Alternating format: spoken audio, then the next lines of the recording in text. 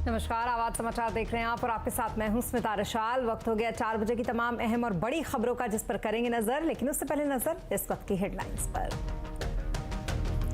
उमेश पाल अपहरण केस में अतीक अहमद समेत 3 को उम्र कैद। प्रयागराज एमपी एमएलए कोर्ट का बड़ा फैसला। फाइनेंस निफ्टी के वीकली एक्सपायरी के दिन सीमित दायरे में कारोबार। मिड कैप स्मॉल कैप शेयरों में आज भी गिरावट। सेंसेक्स 40 तो निफ्टी 34 अंक गिरकर बंद। पीएफ में जमा रकम पर मिलेगा ब्याज। 2022-23 के लिए ईपीएफओ ब्याज दरों में 0.05% की बढ़ोतरी। 8.1% से बढ़कर 8.15% करने की सिफारिश। 6 करोड़ से ज्यादा लोगों को होगा फायदा।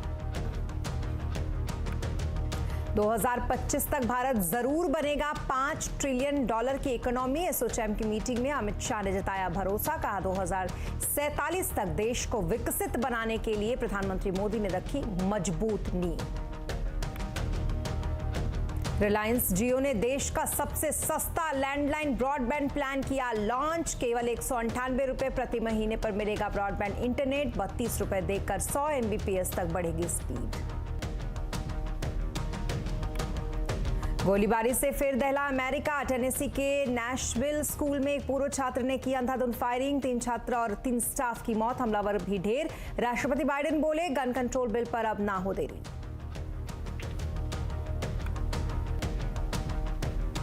खबरों की शुरुआत उत्तर प्रदेश माफिया अतीक अहमद से करेंगे, जिसको कोर्ट ने उम्र कैद की सजा सुनाई है। अतीक अहमद को यह सजा उमेश पाल के अपहरण मामले में हुई। 17 साल पुराने इस मामले में अतीक के करीबी शौकत हनीफ, दिनेश पासी और को भी उम्र कैद की सजा हुई है। तो वहीं अतीक अहमद के भाई अशरफ अहमद समेत 7 लोगों को कोर्ट ने बरी कर दिया। कोर्ट के फैसले की डिटेल बता रहे हमारे संवाददाता अमित सिंह। 17 साल के लंबे इंतजार के बाद उमेश पाल मर्डर केस में आखिरकार Prayagraj special MP MLA court ने फैसला सुना दिया है। अतीक अहमद समेत 2 और दोषियों को आजीवन कारावास और साथ में 1-1 लाख रुपए का उनको आर्थिक मदद जो है, उनको आर्थिक मुआवजा का भी देना होगा। यानी ये जो आर्थिक मदद होगी ये सीधे उमेश पाल परिवार को जाएगी। मैं आपको तस्वीरें दिखा रहा हूं, देखिए तस्वीरें, यहाँ पर तस्वीरें देखिए किस तरीके से पूरी तरीके से यहाँ पर अलर्ट किया गया है। यहाँ पर अलर्ट पर है, हर तरफ आपको ये जो वकील देख रहे हैं, ये वकील लगातार अतीक अहमद मुर्दाबाद के नारे लगा रहे हैं। यानी जो दहशत था पिछले 40 सालों से अतीक अहमद का प्रयागराज में, वो दहशत पूरी तरीके से खत्म हो गया आज। और ये अब आज के बाद अतीक अहमद जो है वो कैदी के पोशाक में दिखेंगे। हालांकि जो अतीक अहमद का छोटा भाई अशरफ इस मामले में दोषमुक्त हो गए हैं। जैसे ही सजा का ऐलान हुआ, अतीक अहमद कोर्ट रूम में बेहोश हो गए और जैसे ही कोर्ट रूम ने उससे पहले दोषी करार दिया था अतीक अहमद को, अतीक अहमद रोने लगे थे अपने भाई अशरफ के गले लगकर। तो ये बड़ी खबर प्रयागराज से। जी बहुत शुक्रिया तमाम डिटेल्स के लिए आपका अमित। और अब बात संसद की कार्यवाही की करेंगे, जो आज भी हंगामे की भेंट चढ़ गई। विपक्षी दलों ने राहुल गांधी की संसद सदस्यता खत्म होने और अदानी के मुद्दे पर जेपीसी की मांग को लेकर हंगामा किया। दूसरी तरफ कांग्रेस के सांसद आज भी काले कपड़े पहनकर संसद में पहुंचे। लोकसभा और राज्यसभा की कार्यवाही शुरू होते ही विपक्षी सांसदों ने नारेबाजी शुरू कर दी। विपक्षी सांसदों ने केंद्र सरकार के खिलाफ नारेबाजी की और लोकसभा स्पीकर की तरफ कागज फेंके। हंगामे के बीच दोनों सदनों की कार्यवाही कल तक के लिए स्थगित कर दी गई। संसद स्थगित होने के बाद बीजेपी के ओबीसी सांसदों ने संसद परिसर में महात्मा गांधी की मूर्ति के सामने विरोध प्रदर्शन किया। बीजेपी सांसदों ने राहुल गांधी से माफी की मांग की। बीजेपी का कहना है कि मोदी का अपमान करते करते राहुल गांधी अब देश का अपमान करने लगे हैं। अपनी पॉलिटिकल बौखलाहट में, अपनी पॉलिटिकल फ्रस्ट्रेशन में राहुल गांधी का मोदी के प्रति विष देश के प्रति अपमान में परिवर्तित हो चुका है। इसका आपने एक प्रतिबिंबित क्षण राहुल गांधी के इंग्लैंड दौरे में देखा। लेकिन नरेंद्र मोदी का अपमान करते करते पूरे ओबीसी समुदाय का अपमान करना भी राहुल गांधी ने उचित समझा। इधर कांग्रेस ने बीजेपी पर पलटवार करते हुए कहा, कांग्रेस का कहना है कि बीजेपी ओबीसी समुदाय की ठेकेदार नहीं है। ये ओबीसी का ठेकेदार ना मोदी बने ना स्मृति ईरानी बने, क्योंकि ओबीसी के नाम करते हुए ये लोग और कुछ नहीं सिर्फ सियासत करना चाहते हैं।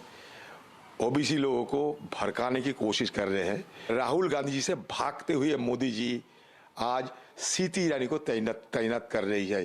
वो अगर ना कहेगी तो उनकी नौकरी भी चली जाएगी बेचारी की, तो इसलिए उनको कहना ही पड़ेगी। तो वहीं कांग्रेस के पूर्व सांसद राहुल गांधी समय पर सरकारी बंगला खाली कर देंगे। संसद सदस्यता खत्म होने के बाद कल राहुल गांधी को सरकारी बंगला खाली करने का नोटिस मिला था। राहुल को बंगला खाली करने के लिए 23 अप्रैल तक का समय दिया गया है।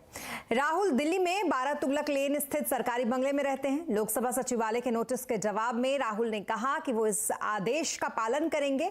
राहुल ने यह भी कहा कि इस घर के साथ उनकी बहुत सारी यादें जुड़ी हैं। इधर कांग्रेस अध्यक्ष मल्लिकार्जुन खड़गे ने कहा कि अगर राहुल गांधी बंगला खाली करते हैं तो अपनी मां के साथ या उनके पास आ सकते हैं, वो एक बंगला खाली उनके लिए कर देंगे।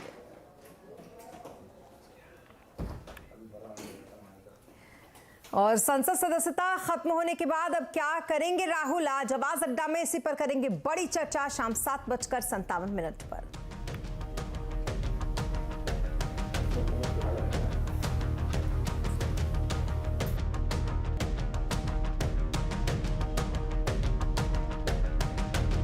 और अब बात करेंगे बाजार की। फाइनेंस निफ्टी के वीकली एक्सपायरी के दिन बाजार तेजी के साथ खुला, मगर मार्केट बंद होने के साथ ही बाजार में गिरावट रही। सेंसेक्स 40 अंक गिरकर 57,614 पर बंद हुआ। तो वहीं अगर निफ्टी की बात करें तो निफ्टी 34 अंक गिरकर 16,952 पर बंद हुआ। सबसे ज्यादा गिरावट ऑटो, आईटी, एनर्जी शेयरों में रही। बाजार का हाल जानने के लिए चलते हैं सुमित के पास। सुमित, बताएं आज किस तरीके का हाल सेक्टर का रहा। देखिए, फिर निफ्टी एक्सपायरी थी तो भारतीय बाजारों में आज थोड़ा सा वोलेटाइल सेशन आपको फिर दिखाई पड़ेगा, लेकिन आज फिर भी जो ब्रॉडर मार्केट्स थे वहां पर प्रेशर प्रिवेल कर रहा था। Front line index flat to negative side पर, लेकिन जो ब्रॉडर मार्केट्स है वहां पर तेज बिकवाली बनते हुए दिखाई पड़ी। निफ्टी के गेनर्स की बात की जाए तो इंडसइंड बैंक 2.5% ऊपर, यूपीएल करीब 2% ऊपर, डॉक्टर रेड्डीज 1% ऊपर और आईसीआईसीआई बैंक में करीब 1% के आसपास की बढ़त देखने को मिली। निफ्टी के गिरने वाले शेयरों की अगर बात की जाए तो आज पहला नाम था अदानी एंटरप्राइजेस का, करीब 7% नीचे, पूरा ग्रुप नीचे था। अदानी पोर्ट 5.5% नीचे, टेक महिंद्रा 3% नीचे और टाटा मोटर्स करीब 2.5% बिकवाली यहां आते हुए दिखाई पड़ी। मिड कैप गेनर्स में टोरेंट पावर एक अच्छी तेजी 5% की, बैंक ऑफ इंडिया 3.5% ऊपर, इंडियन बैंक करीब 3.5% ऊपर और रिलैक्सो फुटवेयर रफली 1/4% के आसपास की बढ़त यहां देखने को मिली। मिड कैप के गिरने वाले शेयरों में अदानी विल्मर 5% लोअर सर्किट पर, स्टार हेल्थ 4.5% नीचे, आईएक्स 4.5% नीचे और टीटीएमएल करीब 4.5% बिकवाली यहां देखने को मिली। साथ ही साथ ऑटो गिरने वाले शेयरों में हीरो मोटोकॉर्प 2.5% नीचे, सोना बीएलडब्ल्यू 2.5% नीचे, टाटा मोटर्स 2.5% नीचे और एमआरएफ करीब 1.5% बिकवाली यहां आते हुए दिखाई पड़ी। और लास्टली रियल एस्टेट में लगातार दूसरे इन प्रेशर, आईबी रियल करीब 5% नीचे, सनटेक 5% नीचे, शोभा 2% नीचे और ब्रिगेड करीब 2 से 2.5% के आसपास बिकवाली यहां आते हुए दिखाई पड़ी। तो ओवरऑल ब्रॉडर मार्केट्स के अंदर, कैश स्टॉक्स के अंदर हैवी सेल ऑफ अभी भी प्रिवेल कर रहा है।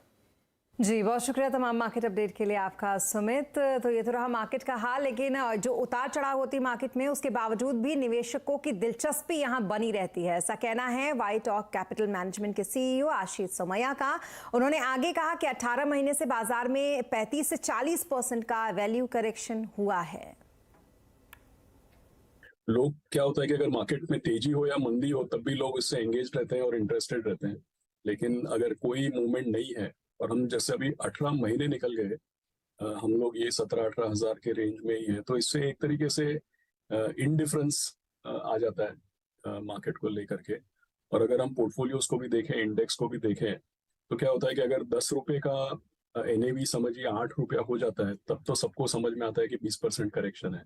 लेकिन पिछले 18 महीनों में फर्ज कीजिए कि 10 का एनएवी 10 है, मार्केट सेम रेंज में है, लेकिन अगर आप ईपीएस के अनुसार देखें तो 20% करेक्शन है। हमारे जैसे पोर्टफोलियोज जो ईपीएस और पीई मल्टीपल के बजाय asset light free cash flow देखते हैं, तो 35 से 40% का करेक्शन है, प्योरली अगर आप टाइम करेक्शन या वैल्यू करेक्शन देखें तो।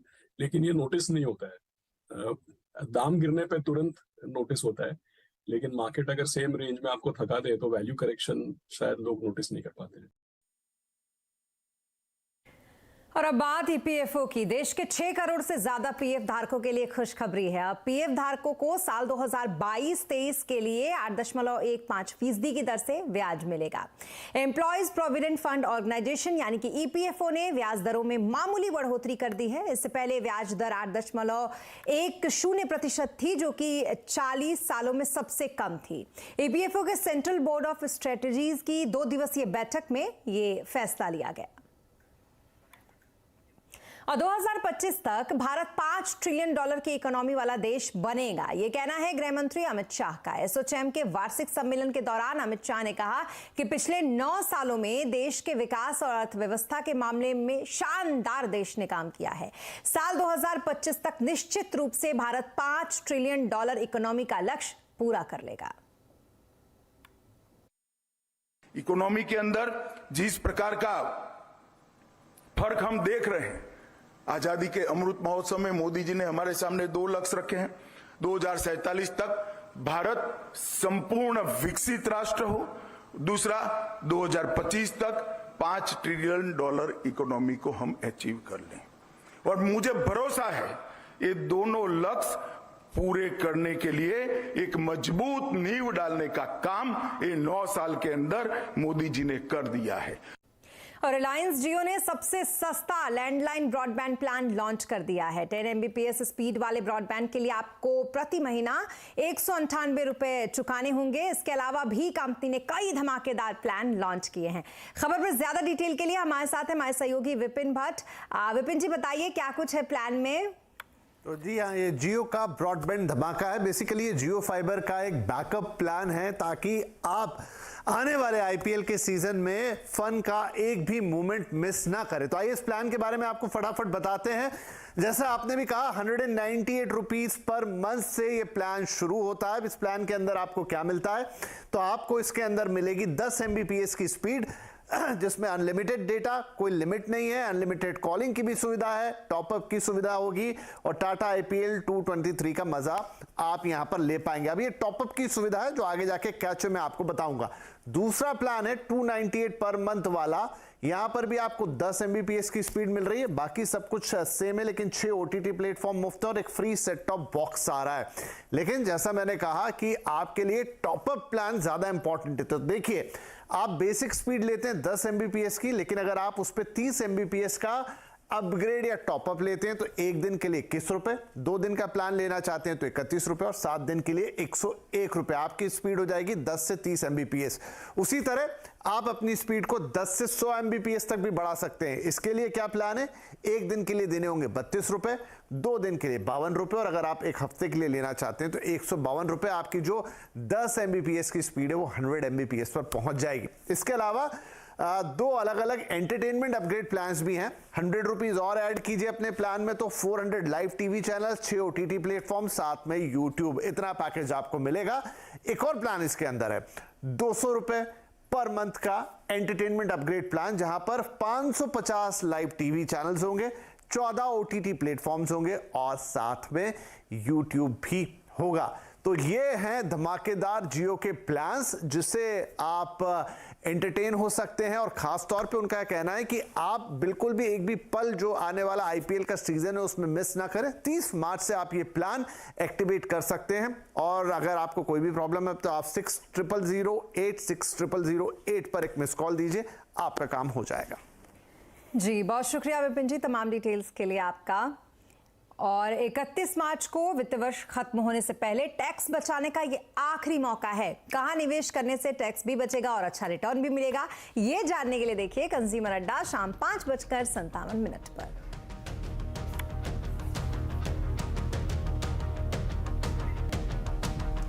गर्मी की छुट्टियों में अगर आप विदेश यात्रा पर जाने की सोच रहे हैं तो अपना बजट थोड़ा बढ़ा लीजिए, क्योंकि इस बार छुट्टियां मनाना महंगा हो चुका है। देखिए रोहन सिंह की ये रिपोर्ट। गर्मी की छुट्टियां आने वाली हैं और शुरुआती आंकड़े बता रहे हैं कि इस बार रिकॉर्ड संख्या में भारतीय विदेश यात्रा की तैयारी कर रहे हैं। एयरलाइंस से लेकर टूर ऑपरेटर्स तक जबरदस्त डिमांड की बात कह रहे हैं, लेकिन इसका मतलब ये भी है कि आपके लिए यात्रा ज्यादा खर्चीली होगी। जनवरी फरवरी आमतौर पर ट्रैवल के हिसाब से सुस्त महीने माने जाते हैं, लेकिन इस बार इन महीनों में भी लोगों ने खूब हवाई यात्रा की। हवाई यात्रियों की संख्या प्री कोविड लेवल 4 लाख रोजाना को पार कर चुकी है और ये आगे और ज्यादा बढ़ने की उम्मीद है। बहुत स्ट्रॉन्ग आउटलुक है। कोई फरवरी और मार्च ट्रेडिशनली थोड़े जिनको हम कहते हैं वीक मंथ्स माने जाते हैं, थोड़े कमज़ोर महीने हैं और अब स्ट्रॉन्ग सीजन में जब हम आएंगे तो मुझे तो लगता है कि रिकॉर्ड इसमें लोड फैक्टर भी होगा, रिकॉर्ड यील्ड्स होंगे। वीजा प्रोसेसिंग फर्म VFS के मुताबिक 2021 के मुकाबले 2022 में वीजा एप्लीकेशंस में करीब 140% की बढ़ोतरी हुई और रुझान बता रहे हैं कि इस साल गर्मियों में ये आंकड़ा कई साल के रिकॉर्ड को तोड़ सकता है। दूसरी तरफ बजट में अंतर्राष्ट्रीय टूर पैकेज पर TCS यानी कि टैक्स कलेक्टेड एट सोर्स को 5% से बढ़ाकर 20% कर दिया गया है। इसका असर भी टूर पैकेजेस की कीमत पर हो सकता है, जिसका प्रभाव निश्चित तौर पर नकारात्मक रूप से आउटबाउंड टूर पैकेज पर पड़ेगा। पहले जो पैकेज 5% उसमें TCS लगता था, 20% लगेगा, अर्थात टोटल पैकेज की कास्ट प्लस उसके air fare, package, accommodation, sight seeing, transfer, complete package के ऊपर पहले 5% GST लगती है। उसके बाद टोटल वैल्यू पे पहले जो 5% TCS था अब 20% कर दिया गया है।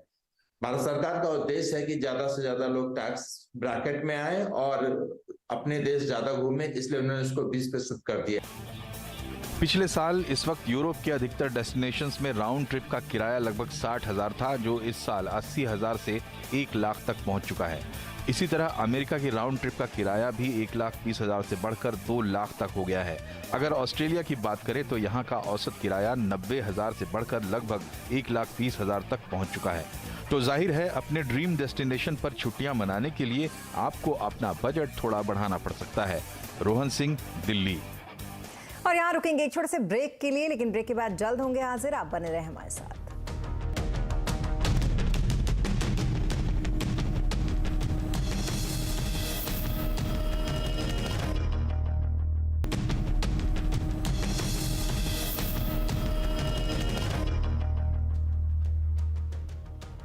और ब्रेक के बाद एक बार फिर आपका स्वागत है। न्यूज़ 18 नेटवर्क पर हम राइजिंग इंडिया के तीसरे एडिशन के अनाउंसमेंट करने के लिए बेहद उत्साहित हैं। राइजिंग इंडिया एक ऐसा मंच जहां हम भारत की सफलता और विकास की कहानी को सेलिब्रेट करने के लिए कुछ सबसे बड़ी और सबसे प्रभावशाली हस्तियों को एक साथ लेकर आते हैं। इस साल की थीम होगी रियल हीरोज, जहां हम कुछ असाधारण लोगों की कहानियों के साथ साथ उनकी असामान्य उपलब्धियों की भी बात करेंगे। आज बात करेंगे बबीता राजपूत की। मध्य प्रदेश की बबीता को जल योद्धा कहा जा सकता है। देखें कौन है बबीता राजपूत। कहते हैं जहां चाह है वहां राह है, और मध्य प्रदेश के छतरपुर जिले में स्थित अगरोठा गांव की बबीता राजपूत इसका जीता जागता उदाहरण है, जिन्होंने गांव की महिलाओं का नेतृत्व करके एक ऐसी समस्या का समाधान निकाला है जो सालों से उनका पीछा नहीं छोड़ रही थी। हमारे गांव में पानी की अत्यधिक समस्या थी, जहां पर अगर हेडपंपों पर देखा जाए तो लाइन लगाकर लोग खड़े होते थे और सर पर 3 से 4 घड़े लेकर महिलाएं आती थी। 2 सर पर, एक हाथ में, एक कमर पर, इस प्रकार से पानी भरती थी और रात के 4 बजे से पानी भरने का सिलसिला शुरू हो जाता था रात के 12 बजे तक। एक एनजीओ के सहयोग से लगभग 107 मीटर लंबे पहाड़ को काटकर एक ऐसा रास्ता बनाया जिससे गांव में खुशियों की लहर आ गई। जहां एक तरफ हैंडपंप सूख गए थे, अब वह खुलकर पानी देने लगे हैं। पहाड़ों के जरिए जो बरसात का पानी बहकर निकल जाता था, अब वह भी गांवों की ओर आने लगा है, जिससे अगरोठा गांव की तस्वीर ही बदल गई है। जल ही जीवन है और अपने अद्भुत जल संचयन प्रयासों के द्वारा बबीता राजपूत ने आज अपने गांव के सुनहरे भविष्य की नींव डाल दी है और प्रगति और संपन्नता की ओर बढ़ने लगी है।